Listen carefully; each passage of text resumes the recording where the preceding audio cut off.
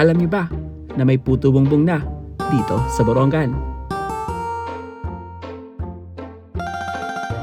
Ako si Happy at tara, puntahan natin ang dinarayo at pinipilahan na puto bongbong ni Kuya. Napakadaling hanapin lang ni Kuya dahil malapit lang siya sa carnival dito sa Borongan at last stall ng food and drinks concessionaires dito sa Baybay Boulevard.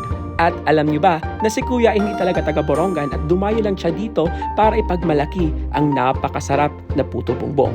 At dahil malapit na ang Pasko at fiesta pa dito sa amin, talagang dinarayo talaga at pinipilahan ang puto bongbong ni Kuya bukod sa napakamura dahil sa 4 na piraso ay nagkakahalaga lang ito ng 100 pesos. Sa mga nagbabala pumunta dito, open si Kuya tuwing 1 PM hanggang 12 midnight.